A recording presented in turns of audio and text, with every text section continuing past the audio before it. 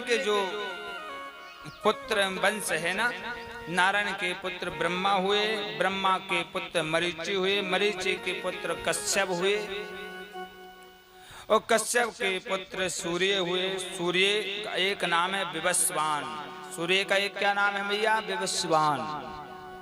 विवस्वान बल्कि सूर्य का वास्तविक नाम है विवस्वान। सूर्य वंश में ही प्रारंभ हुआ है। भगवान के द्वारा जो पुत्र उत्पन्न हुआ उसे विवस्त मनु कहते हैं। विवस्त मनु महाराज के पुत्र प्रदम हुए, जो शिव जी के आश्रम में गलती से जाने से वजह से स्त्री बन गए।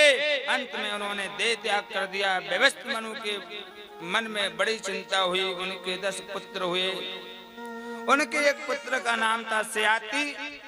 विवस्त मनु की स्याति का नाम जो पुत्र हुआ, उनके यहाँ एक परम सुंदरी कन्या ने जन्म लिया।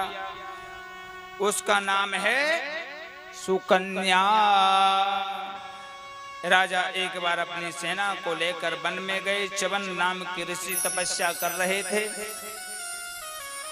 उनके सारे शरीर में दीमक लग गई, केवल आंखों के गड्ढा है। सुकन्या ने एक कांटे से उनकी आंखों में चुबो दिया। दोनों उनके नेत्र फूट गए, आंखों में चुबो दिया। च्यवन ऋषि के क्रोधित हो गए। सारी सेना भयभीत हो गई और ऋषि को प्रणाम करके याचना की। च्यवन ऋषि ने अंधे हो गए। राजा को इच्छा न होते हुए अपनी पुत्री सुकन्या का पानी ग्रहण च्यवन ऋषि के साथ करना पड़ा। सुकन्या ने अपने पति की बहुत सेवा की। अश्वनी कुमारों ने च्यवन ऋषि की आंखों में ठीक बना दिया, रोशनी प्रदान की। सूर्य वंश के आगे प्रतापी हुए नभग के हुए नाभाग और नाभाग के हुए अमरीश महाराज। जो अमरीश जी हैं, अमरीश महाभागा, इतनी बड़ी पृथ्वी के सम्राट होकर भी अमरीश के मन में जरा भी अभिमान नहीं है। साल भर में आने वाले प्रत्येक एकादशी अमरीश निर्जला करते हैं। अमरीश जी महाराज के अंदर कोई भी अभिमान नहीं। साल में जो एकादशी आती है ना, हर 15 दिन में एकादशी निर्जला करते हैं। प्रत्येक एकादशी, महीने में 2 एकादशी आती है, एक शुक्ल पक्ष की, एक कृष्ण पक्ष। एकादशी वैष्णव को करना चाहिए। एकादशी का बहुत ही सुंदर चरित्र है।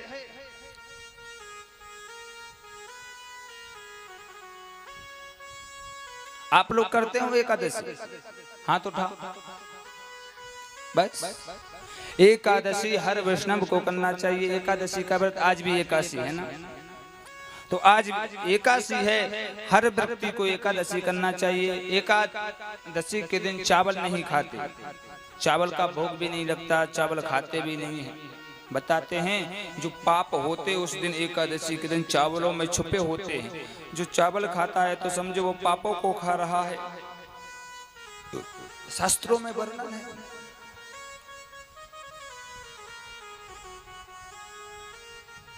सज्जनों, दुर्वासा जी एक बार अमरीश जी भगवान की खूब सेवा करते थे। जो चाकी होती थी, चाकी चक्की बोलते हैं, उससे गेहूं दरते थे। ठाकुर जी का भोग प्रसादी को तैयार करते थे। एक बार ठाकुर जी आ गए, गर्मी का समय चल रहा था, आटा निकाल रहे थे चाकी में से। अमरीश जी भगवान आए, देखे बड़ा मेहनत कर रहा है मेरा भक्त। भगवान अपने पीताम्बर से हवा करने लगे हैं।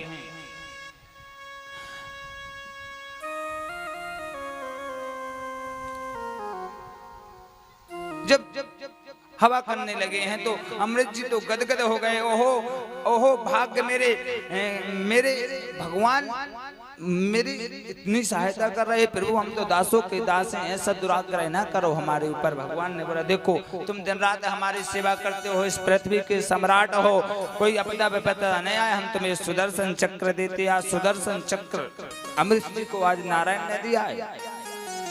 एक एकादशी आई, निर्जला व्रत। क्या कभी कभी क्या होता ना, एकादशी व्रत होता है ना, द्वादशी कुछ तिथियों में घड़ी में त्योदशी प्रारंभ हो जाती है कभी कभी। तो एक बार क्या हुआ, दुर्वासा पधारे पत्नी से थे। आज दुर्वासा जी को बोला कि आज हमारे घर में आपका निमंत्रण है। दुर्वासा जी पूजन बंधन में लग गए। पूजन बंधन में ज्यादा समय व्यतीत हो गया। इतने में त्रयोदशी प्रारंभ होने वाली थी। एकादशी का जो व्रत करते उसको द्वादशी में पारायण कर लेना चाहिए।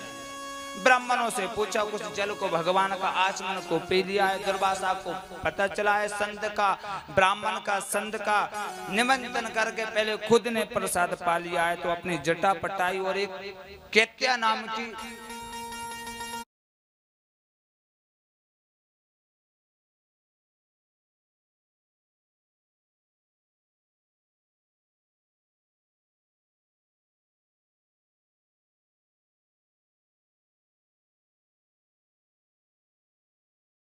राक्षस को प्रकट कर दिया।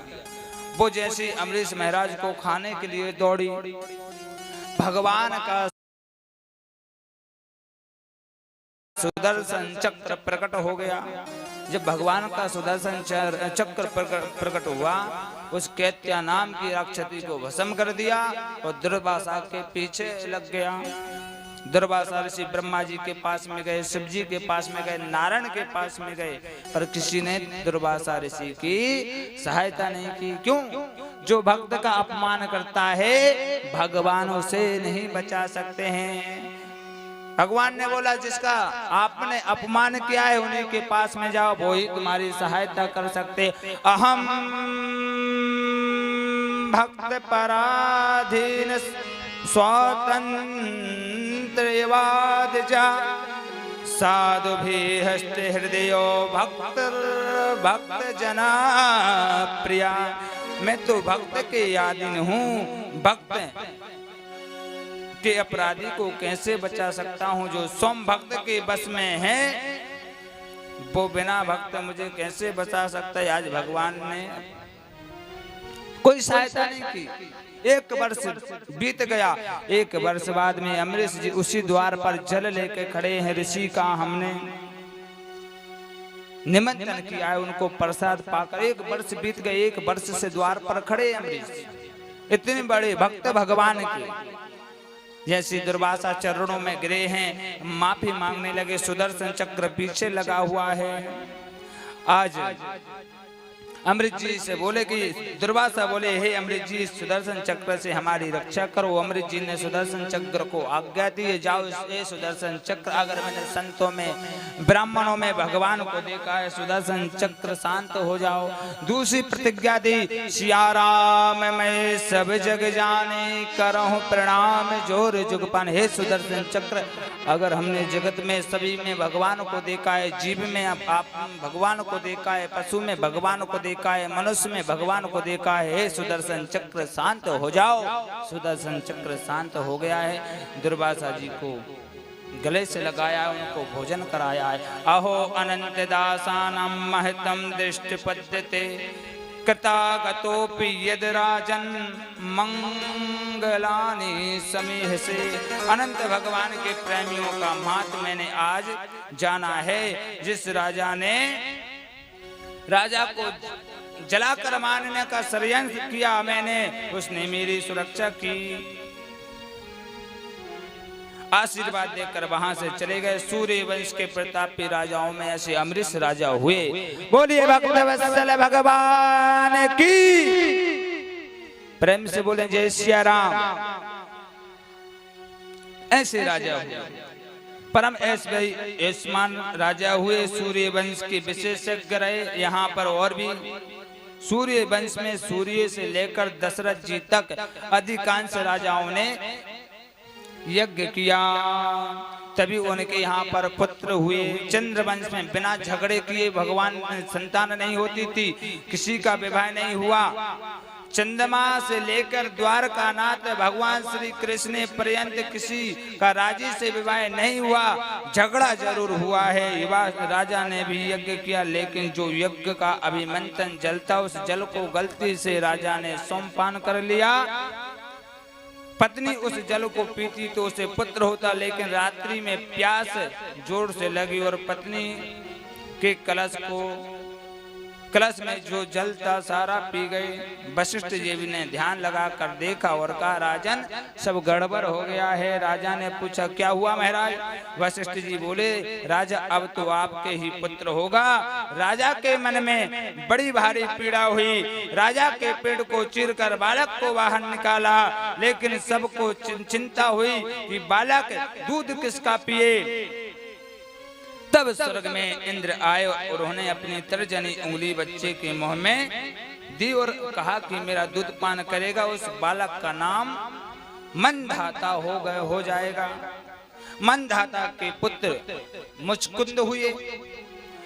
मुचकुंद जो हुए बहुत तपस्वी हुए, जिनकी भगवान श्री कृष्ण ने मुक्ति दिलाई। मंधाता महाराज के वंश में आगे जाकर त्रिबंध हुए, त्रिकुश हुए, महाराज हरिश्चंद्र हुए, जिन्होंने सत्य का पालन के लिए अपने सर्वस्व का बलिदान कर दिया। ऐसे हरिश्चंद्र है। इस वंश में आगे चलकर एक परम विचित्र राजा हुए बाहुक। बड़ी रानी को यज्ञ द्वारा अभिमंत्रित चरु खिलाया, गर्भ में बालक आ गया, लेकिन अन्य रानियों ने ईर्ष्यावश बड़ी रानी को जहर खिला दिया। गर्भ में बालक का विनाश के लिए गुरुदेव वशिष्ठ ने अपनी मंत्र शक्ति से गर्भ में बालक को मारने के लिए